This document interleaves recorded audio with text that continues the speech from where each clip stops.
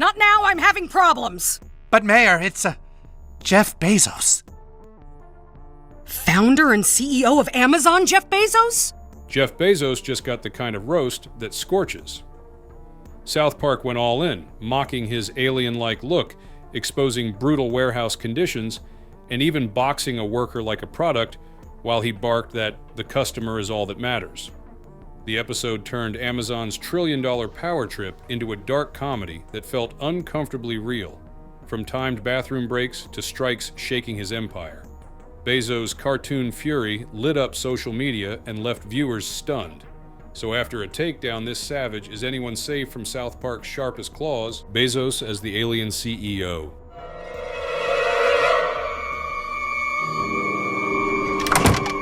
Mr. Bezos, how great to see you again! The South Park writers knew exactly what they were doing when they turned Jeff Bezos into something out of a sci-fi movie. In the episode, Bezos doesn't just walk into a room.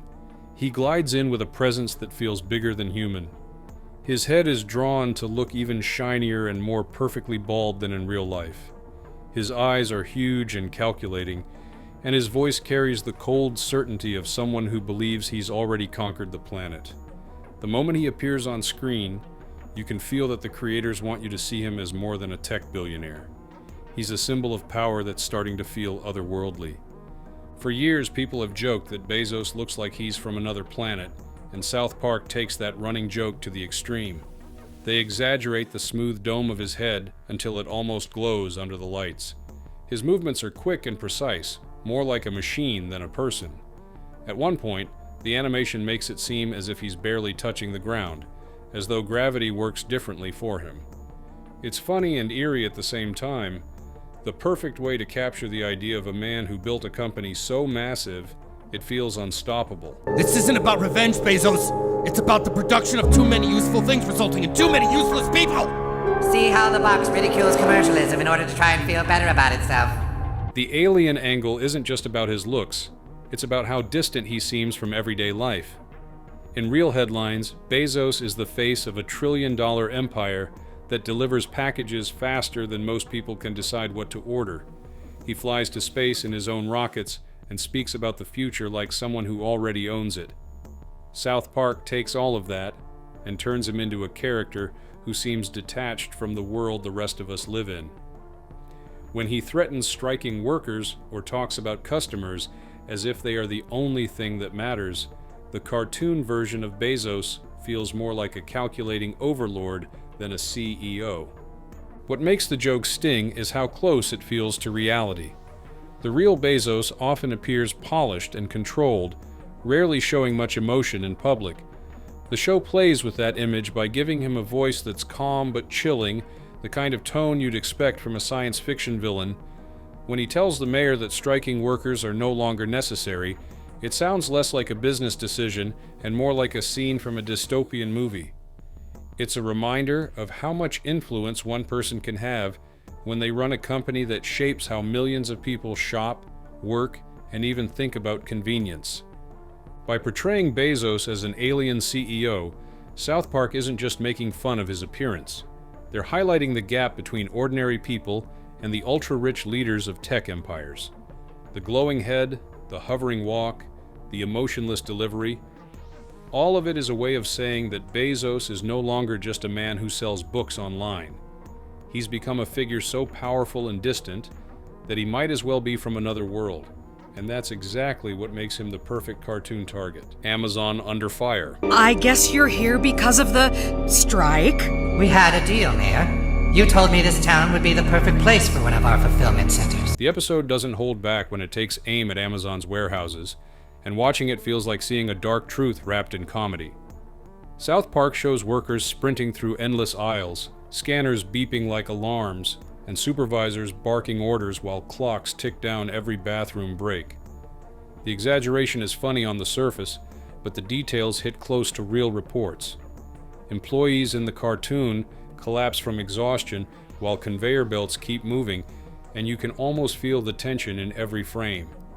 It's the kind of scene that makes you laugh for a second and then realize you're laughing at something disturbingly familiar.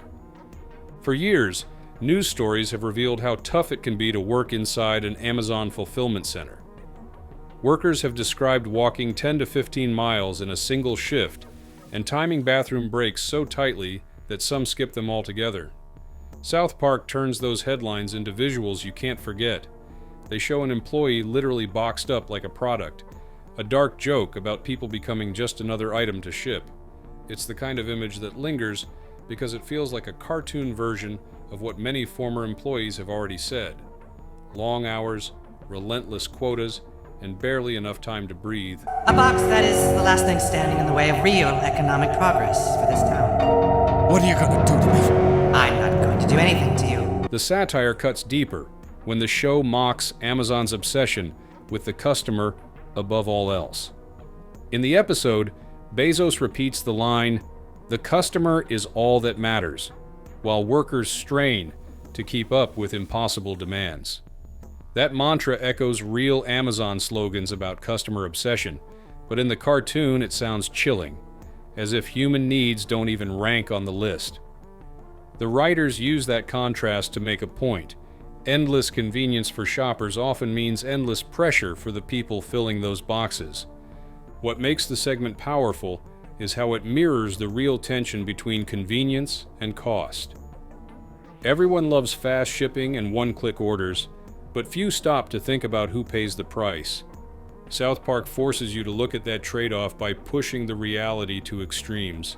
The frantic music, the collapsing workers, and the indifferent management create a picture of a system where speed matters more than health. It's a joke, but it's also a warning about what happens when efficiency becomes the only goal. The Fulfillment Center Showdown. The tension spikes when Jeff Bezos himself strides into the small Colorado town, and the room seems to shrink around him. South Park animators give him a presence that's almost supernatural. His polished head reflecting the light, his voice cold and deliberate. He's not there for small talk. He's there to confront the mayor about the chaos unfolding at Amazon's fulfillment center. Workers have walked out in protest, and orders are piling up. Bezos makes it crystal clear that he sees the strike not just as an inconvenience, but as a direct threat to his empire. I'm sorry. It's just this new job. It can be such a grind. You work too hard at that place. Kids these days just don't understand how much their parents break their backs to provide. The mayor tries to stay calm, but you can practically feel her panic through the screen. She knows that her town invited Amazon in with the promise of jobs and economic growth, and now that promise feels like a trap. Bezos reminds her of the deal they made, saying anyone who joined the strike is no longer necessary. The words land like a punch. It isn't just a warning to the workers, it's a threat to the entire community. If Amazon suffers, the town suffers. The conversation plays out like a high-stakes negotiation, but it's clear who holds the power. In that moment, Bezos isn't just a CEO, he's the puppet master of the local economy. What makes the scene so sharp is how real it feels. Across the country and around the world, cities have welcomed Amazon warehouses with the hope of new jobs, only to face stories of grueling work and sudden closures. South Park takes that reality and cranks it up, showing how one corporation can turn opportunity into leverage. Bezos barely raises his voice, yet every word carries the weight of a threat. Keep the packages moving or pay the price. Just when you think the episode can't push the satire any further, it breaks into a darkly funny musical number. Workers sing a parody of the old coal mining song 16 Tons, a tune once used to describe the endless debt and harsh labor of mining towns. In the South Park version, the lyrics twist to fit the modern Amazon grind, swapping coal for cardboard boxes and company stores for Prime memberships. The melody is upbeat, but the words are a gut punch, painting a picture of workers trapped in a cycle they can't escape. The animation shows employees moving in perfect rhythm as they pack boxes and scan items, their faces a mix of exhaustion and resignation. Each verse drives home the idea that, like the miners of the past, today's warehouse workers give everything to a company that controls their wages, their schedules, and even their sense of freedom. It's funny for a second, then uncomfortable, when you realize the comparison isn't far-fetched. Workers as products. One of the darkest and most unforgettable moments in the episode comes when South Park shows a former Amazon employee literally sealed inside a cardboard box and labeled for shipping. At first, the sight is so absurd it almost seems funny, until the meaning sinks in. This isn't just a cartoon gag, it's a biting symbol of how easily people can be treated like replaceable parts in a massive machine. The show takes a common fear about automation and pushes it to the extreme, turning a human being into a product ready to ship. The animation makes the scene hard to shake. You see the box roll down the conveyor belt like any other Amazon package, with a faint, muffled voice coming from inside. The character speaks in a tired, matter-of-fact tone, almost as if they've accepted their new reality. It's a haunting image because it plays on real concerns about how warehouse jobs can strip workers of individuality. When labor is measured by scan rates and timed bathroom breaks, it's not a big leap to imagine a world where the worker is just another item to be sorted and shipped. The satire cuts even deeper when you consider how much Amazon relies on automation already. Robots move products across giant warehouses, algorithms track every movement, and efficiency rules every decision. South Park takes that reality and exaggerates it by asking a disturbing question. What happens when the system sees humans as no different from the packages they handle? The boxed worker becomes a chilling metaphor for a future where people are reduced to data points, valuable only for what they can deliver and how fast they can deliver it. What makes the joke sting is that it's not pure science fiction. Reports from Amazon facilities have long described conditions where employees feel like cogs in a machine, pushed to meet impossible quotas and monitored every second. Some workers have spoken about feeling invisible, like their worth begins and ends with how many boxes they can move.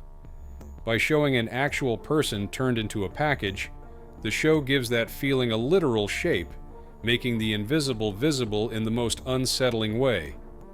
The scene also comments on our own role as consumers. Every time we rush to hit the Buy Now button for faster shipping, we feed a system that rewards speed over humanity. The boxed employee isn't just a jab at Jeff Bezos or Amazon management, it's a mirror held up to everyone who benefits from the convenience without thinking about the cost. It forces you to ask if endless convenience is worth it when it comes at such a human price. Bezos' cartoon meltdown. Disgruntled, dissatisfied, unamused. Would you like to know why Amazon is so successful? When Jeff Bezos shows up in the South Park episode, the tension is already high. But the way his fury unfolds takes the scene to another level. The animators lean into every feature that makes him look intimidating. The perfectly smooth head shining like polished steel, the sharp eyes that never blink, and a slow, deliberate voice that somehow feels louder than shouting. He doesn't throw things or scream wildly. Instead, his anger comes out in cold, precise words that cut deeper than any outburst. It's the kind of rage that makes everyone else in the room feel small. The story builds as Bezos confronts the town's mayor about the warehouse strike. Workers have walked off the job, orders are delayed, and the promise of endless efficiency is slipping. Bezos treats it like a personal insult. He tells the mayor that anyone who went on strike is no longer necessary, a line that lands like a hammer. The message is clear. People are replaceable, but the customer's happiness is not. Every sentence drips with the belief that the only thing that matters is keeping Prime deliveries on schedule, no matter what it costs the people doing the work. Do you know who I am? Yeah, you're Jeff Bezos. And you are Josh, former Amazon employee who suffered a workplace accident. The episode plays his fury like a slow-burn thriller. Instead of showing him as a typical angry boss, they give him the icy control of a dictator. He threatens the town's reputation, warning that if Amazon suffers, the community will pay the price. The mayor, sweating and nervous, tries to reason with him, but it's obvious who holds the power. Bezos doesn't need to yell. His calm, robotic tone makes the threat scarier. He acts as if the strike is a personal attack on his empire, a disruption of the flawless machine he built. The satire hits hard because it reflects a reality many people already recognize. Amazon has long been criticized for treating workers as expendable and for putting speed above well-being. By turning Bezos into a calm but menacing figure who values packages over people, South Park makes that criticism impossible to ignore. His meltdown isn't about shouting or chaos. It's about cold, calculated dominance. When the scene ends, you're left with the uneasy feeling that the cartoon might not be exaggerating much at all. And that's what makes it so powerful. So, what are your thoughts on this? Let us know in the comments below.